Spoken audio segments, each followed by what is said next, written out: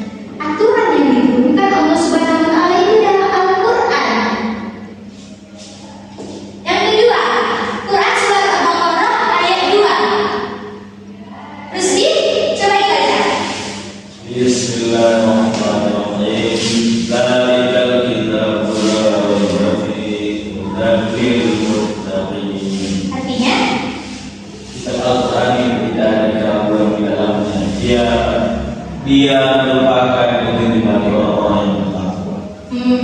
Betul sekali. Nah, di dalam Al-Quran yang ini dijelaskan bahwa kitab Al-Quran ini tidak ada keraguan padanya dan merupakan petunjuk bagi orang yang bertakwa. Nah, kata kuncinya di sini adalah petunjuk. Sehingga benar adanya bahwa kita menjadikan sumber hukum Islam yang utama itu adalah Al-Quran, di mana Al-Quran itu dijelaskan sebagai kata aturan yang diturunkan Allah dan juga petunjuk bagi orang yang bertakwa. Paham sampai di sini ya Bapak Ibu?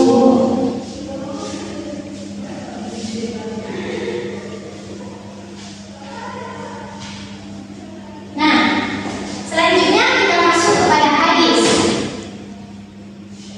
Hadis secara bahasa itu artinya cerita, sedangkan secara istilah adalah segala sesuatu yang dinisbahkan kepada Nabi Muhammad, baik berupa perkataan, perbuatan, sifat, dan ketetapan yang keluar dari Nabi Muhammad.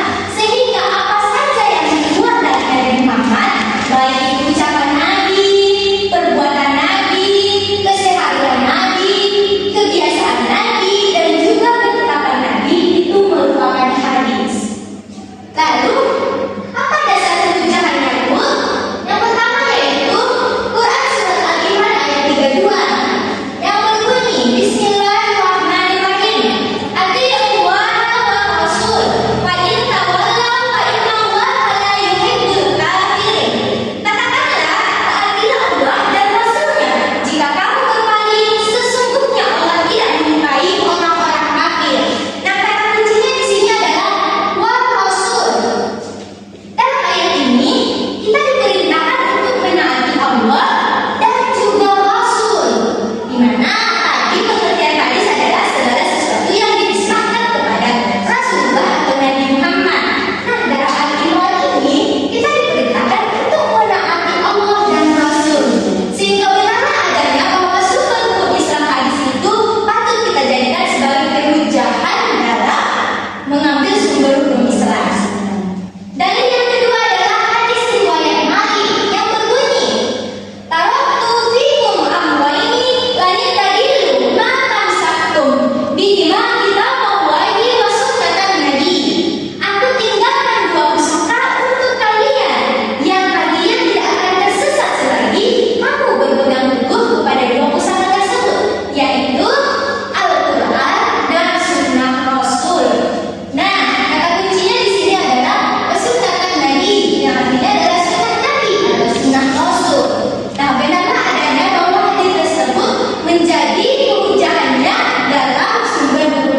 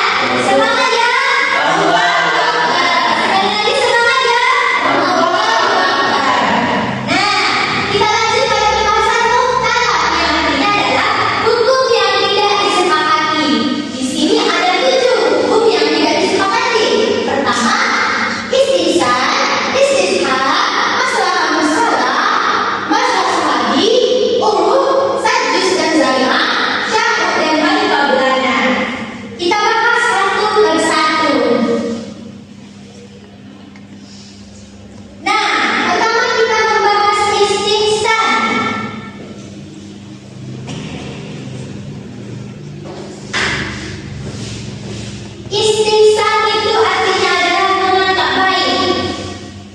Namun di sini menganggap baik yang dimaksud dalam istihsan adalah berpindahnya hukum dari hukum yang jelas ke hukum yang tidak jelas karena dianggap lebih baik. Apa? Berpindahnya hukum yang jelas ke hukum yang kurang jelas karena dianggap lebih baik. Contohnya di dalam kias hukum yang sudah jelas, wanita haid itu dikiaskan kepada junub dengan ilat sama-sama tidak suci. Orang junub haram membaca Al-Quran, maka orang haid juga haram membaca Al-Quran. Namun dalam istihsan itu dibolehkan orang haid membaca Al-Quran karena dirasa itu adalah lebih baik. Di mana menurut pendapat istihsan, haid berbeda dengan junub karena haid waktunya lama sedangkan junub waktunya sebentar. Sehingga jika tidak dibolehkan membaca Al-Quran ketika haid, tentulah seorang wanita yang misalnya sebelum haidnya itu 7 hari, tentu dia tidak bisa membaca Al-Quran selama 7 hari. Maka dalam istihsan boleh agar tetap bisa mendapat pahala. Nah, pendapat para ulama, ada perbedaan pendapat para ulama seperti yang dijelaskan tadi bahwa mukhalaf ada sebagian ulama yang menyepakati dan ada sebagian ulama yang tidak menyepakati. Nah, ulama Malikiyah, Hanafiyah, dan Hanifiyah cenderung menyetujui istihsan, sedangkan ulama Syafi'iyah menolak istihsan. Itulah penjelasan Ibu mengenai sumber hukum Islam. Dapat dipahami ya Ibu? Insya Allah Bu. Bagus, seperti janji Ibu yang tadi, Ibu akan membagi anak Ibu ke dalam kelompok. Yang fokus dalam penjelasan Ibu tentu bisa menjawab pertanyaan Ibu. Yang kurang fokus, nah berusahalah menjawab pertanyaan Ibu. Nah, Rusdi dan Nanda satu kelompok, Safa dan Aisyah kelompok 2, Anissa dan Bella kelompok 3, dan seterusnya sesuai bintang tamunya. Oke Bu. Nah, pertanyaan Ibu untuk kelompok 1. Bagaimana pendapat Anda mengenai hukum muhtalaf mazhab Syafi'i? Pertanyaan untuk kelompok 2. Bagaimana pendapat Anda mengenai hukum muhtalaf kelompok 3? Bagaimana pendapat Anda mengenai hukum muhtalaf Sazus dan Zari'ah? Nah, mengapa Ibu memberikan soal mengenai hukum muhtalaf? Karena hukum muhtalaf sudah jelas harus kita yakini. Sedangkan hukum muhtalaf ini belum disepakati, perlu untuk kita diskusikan. Ibu beri waktu 5 menit untuk mendiskusikan jawabannya. Oke, 5 menit sudah berlalu dan anak-anak Ibu tadi sudah mempresentasikan hasil diskusinya. Ibu bangga dengan jawaban anak-anak Ibu karena dari jawaban anak-anak Ibu tersebut, Ibu merasa bahwa Anda dapat memahami pembelajaran kita pada pagi hari ini. Nah, kita akhiri pembelajaran kita dengan kesimpulan. Muntafaq, begitu ya? Muntafaq adalah hukum yang disepakati.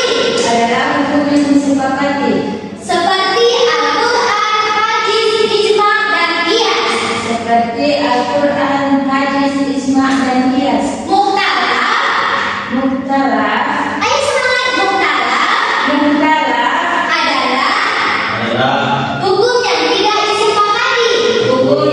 disepakati. Seperti istihsan,